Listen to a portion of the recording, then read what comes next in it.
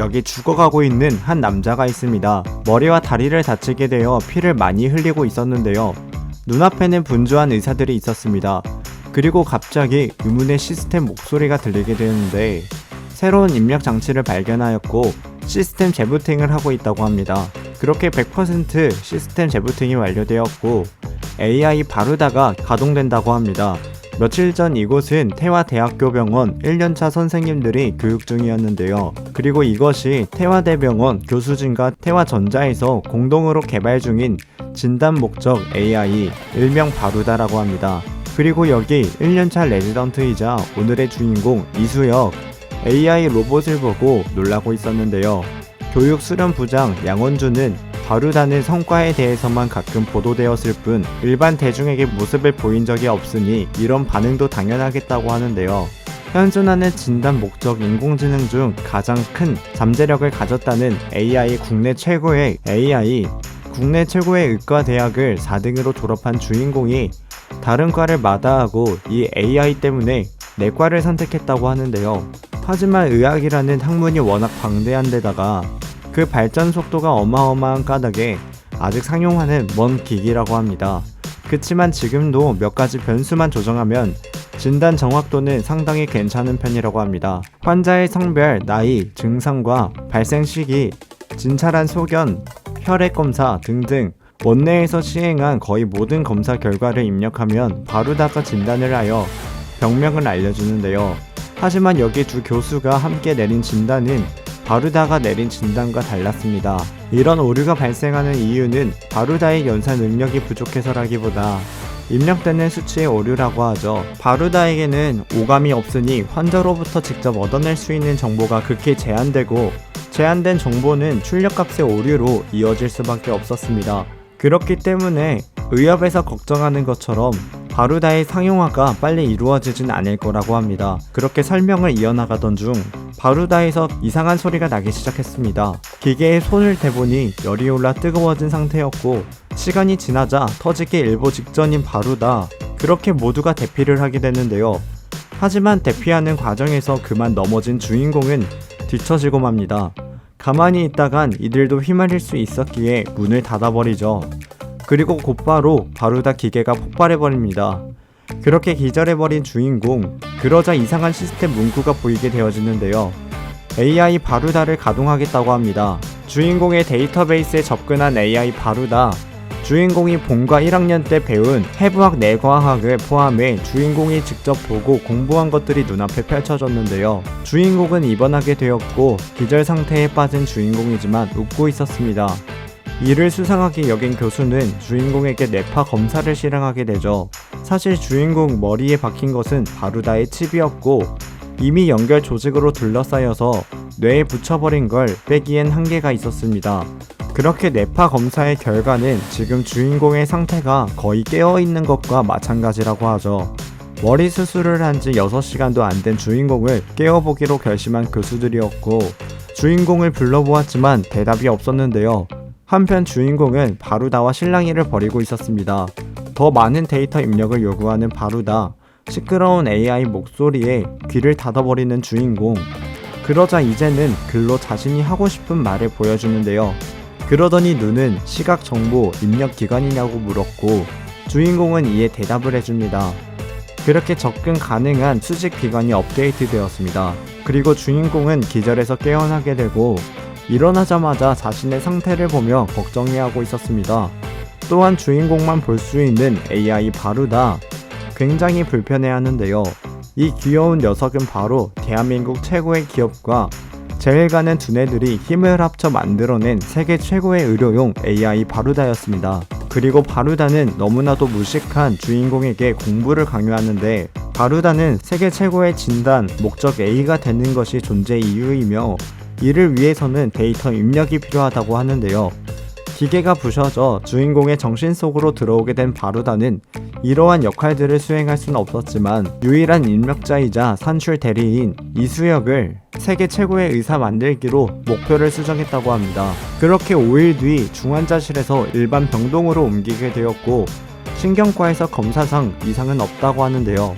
하지만 주인공은 한시라도 빨리 주치의 일을 시켜달라고 했고 3개월까지는 병가 처리로 해준다 했지만 이를 무시하였고 병실에 있는 동안 허공을 보고 인상을 쓰거나 중얼거리기도 하고 교과서랑 논문을 많이 봐서 한가득 쌓여 있었다고 하며 이들은 놀라고 있었는데요. 사실 바루다는 주인공에게 지식도 부족하고 할 줄 아는 것도 없었기에 경험이 필요하다고 얘기합니다. 그렇게 회진 시간이 되었고 먼저 와서 환자 데이터를 살펴보고 있는 주인공. 환자의 기록을 숙지하는 건 주치의의 기본이었지만 상태가 안 좋은 주인공의 행동에 불안해하는 교수였습니다. 그렇게 환자에게 향했고 원인을 알 수 없는 발열로 응급실을 통해 입원했다고 하는데요. 하지만 검사 결과 특별한 건 보이지 않았다고 합니다. 그리고 이 환자의 상태를 주치의들에게 물어봅니다. 당연히 이들을 알 리가 없었지만 주인공은 바루다의 말에 자동적으로 당연히 알고 있다고 대답을 해버리는데요. 그러자 이 바루다는 자기가 하는 말만 따라서 하라고 합니다. 그렇게 환자의 기록과 실제로 이 환자가 가진 질병인 웨일즈 증후군에 관련 내용을 바루다에 의해 보게 되는데요.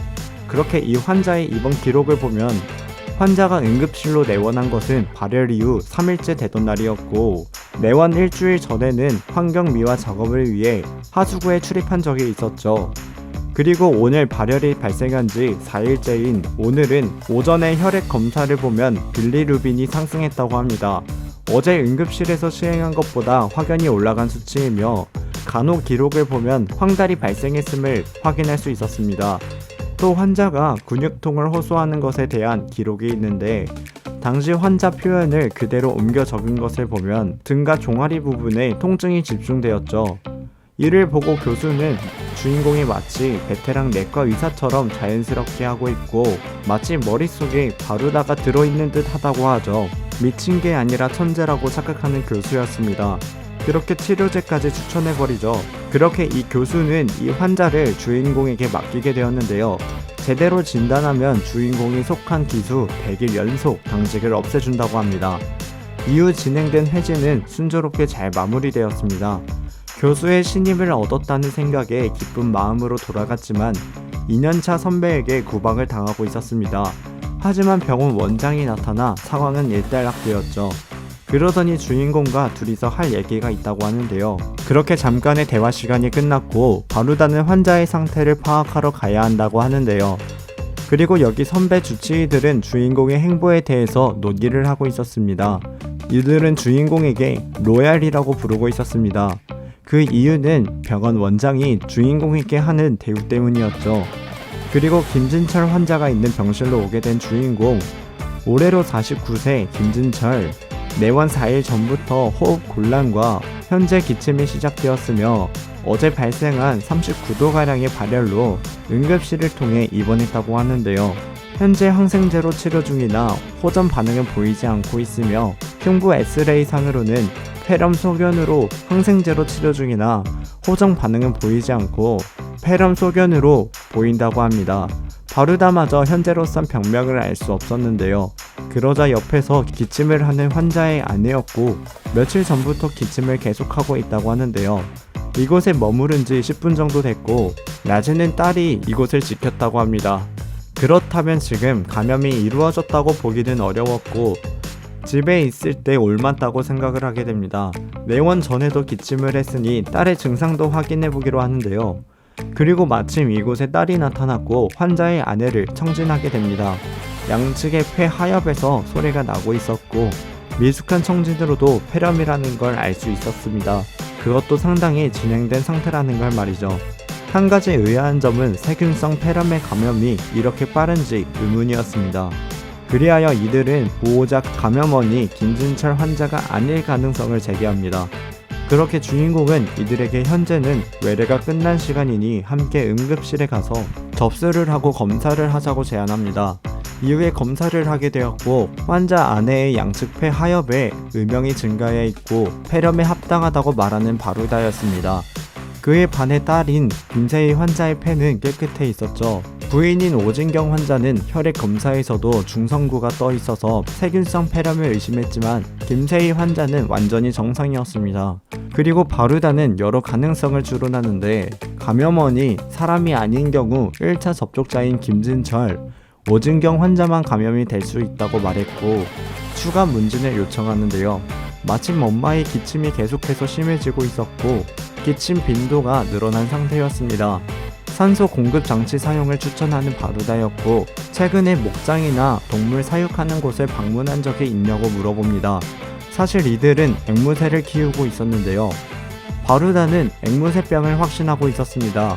앵무새 같은 조류로부터 감염되는 감염성 질병, 감염 시 발열과 폐렴 전신 증상이 나타나고 제대로 치료가 되지 않으면 죽을 수도 있는 병이지만 의사가 살아가는 평생 단 한 번도 접하지 못할 수도 있는 무척 낯선 질환이었습니다. 그렇게 바루다는 항생제 변경할 것을 요구하였고 항생제를 교체하려면 성격 더러운 선배 주치의에게 허락을 받아야 했죠. 항생제라는 건 환자의 예후에 지대한 영향을 끼칠 수 있는 약제이며 엉뚱한 항생제를 사용해 사망한 사례도 끊임없이 나오고 있었고 이렇게 중요한 시한을 1년차에게 맡기는 정신나간 의국은 없었는데요. 그리고 원칙상 1년차는 2년차에게 문의했어야만 했고 2년차 주치의 선배에게 전화를 했는데 싸가지 없는 선배의 반응은 이상하게도 주인공의 전화를 반기는 듯한 목소리였습니다.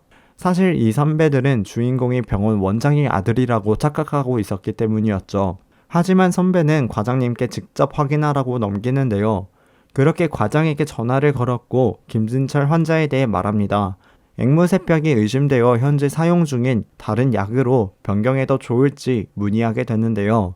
그렇게 진단 내린 이유는 환자에게 호흡 곤란과 함께 기침이 발생했으며 내원 당시 시행한 검사상에도 왼쪽 폐 아랫부분에 음영이 증가하고 있다고 합니다. 또한 혈액 검사상 세균성 감염을 시사하는 소견이 보여 세균성 폐렴이 합당했지만 동시에 항생제 반응이 보이지 않는 발열이 동반되고 있었고 이는 지역사회에서 획득 가능한 종류의 세균은 아니란 뜻이었습니다. 그리고 환자의 보호자인 여자 오진경도 환자와 비슷한 시기에 같은 증상을 보였고 금일 응급실에서 검사 시행을 하였는데 그 결과 같은 영상을 보였다고 하죠. 그런데 두 환자가 증상을 보이기 시작할 무렵부터 접촉한 딸 김세희는 증상도 전혀 없고 검사상 이상 소견을 보이지 않았었는데요. 그렇게 주인공은 수인성 질환의 가능성이 있다고 판단했습니다. 과장에게서 약을 변경할 수 있는 허락을 받게 됩니다. 그렇게 며칠 후 환자들을 다시 찾아갔고 다행히 많이 호전되어 있다고 하는데요. 기침도 덜 나게 되었고 혈색도 많이 좋아졌다고 합니다. 더불어 남편도 함께 상태가 많이 좋아졌다고 하죠. 그렇게 평온한 아침을 가지고 있던 순간 주인공에게 걸려온 한 통의 전화. 이지은 45세 여자 복부 덩이와 체중 감소로 타 병원에서 상급기관 전원 온 환자가 있다고 하는데요. 이를 듣고 암이라는 것을 직감하게 됩니다. 하지만 바루다는 암이 아니라고 하는데요. 암이라고 하기엔 폐색 증상이 없었고 큰 덩어리가 암이면 이미 장이 막혀 있었어야 정상이었다고 합니다. CT를 보면 덩이가 있는 부위 뒤로 이미 통과한 대변이 있기도 하고 약간 좁아지기는 했어도 폐색은 확실히 없었는데요. 하지만 옆에 있는 주치의 선배는 이 상황을 암이라고 확신하고 있었습니다.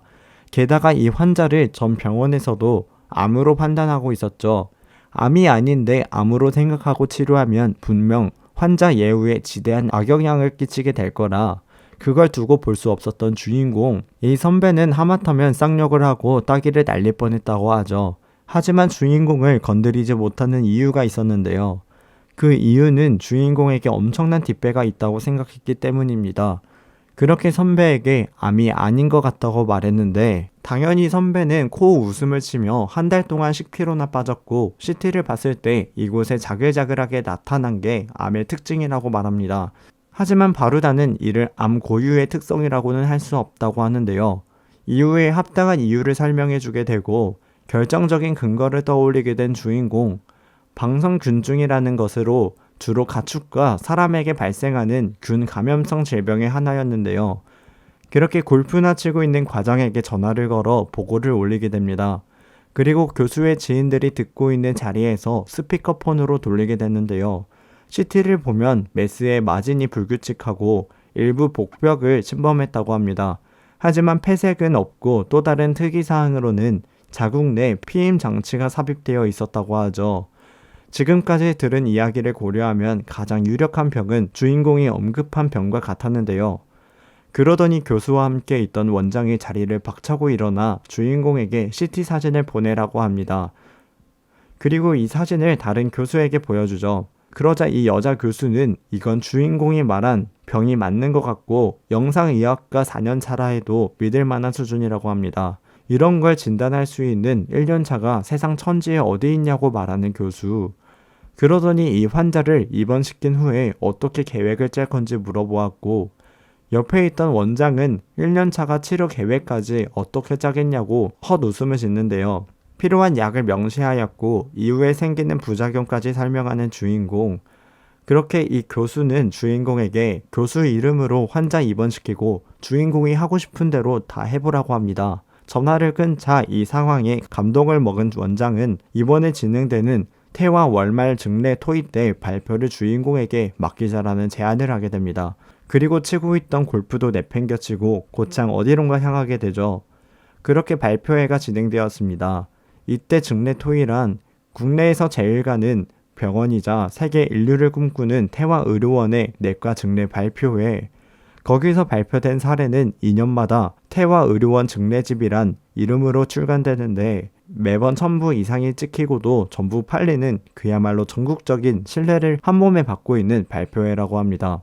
그런 자리에서 주인공 혼자 1시간 넘는 발표를 감당해야 했고 쉬지 않고 공부하러 떠나는 주인공. 그리고 며칠 후 교수를 만났는데요. 완벽히 준비했다라는 주인공의 말에 지금 이 말을 한 게 다른 주치의였다면 심한 말을 했을지도 모르지만 주인공은 인정할 수밖에 없었다고 하죠. 검사만 내고 그 결과가 무엇을 말하는 건지 모르는 주치의들이 태반인데 주인공은 검사를 낼 때도 반드시 이유가 있고 그 결과에 대한 해석도 완벽했었습니다. 토의가 시작되었고 발표자는 전공이 1년차 이수혁이라는 말에 이곳에 있던 의사들이 웅성거리기 시작했습니다. 지금 1년차의 강의를 들으라는 말에 불만이 가득했었는데요. 그렇게 최상의 컨디션으로 발표를 진행하였고 이번 발표할 증례는 원인을 알 수 없는 열로 응급실에 내원한 40세 남성 환자 관련 내용이었습니다. 내원 당시 시행했던 혈액 검사 결과를 보여주었고 당시 특별한 언급은 없었으나 빌리루빈이 약간 증가하여 황달 초기임을 암시했다고 하죠. 그 외에 세균 감염을 시사하는 것 말고는 특이사항이 없었고요. 그렇게 추가 설명을 하게 되었고 이것으로 증례 발표를 마치게 되었는데요. 한편 이곳에 앉아있는 한 교수는 나쁘지 않는 발표이긴 했지만 1년차 발표가 이렇게 부드럽게 끝나면 안 된다고 생각했고 질문을 하게 됐는데요.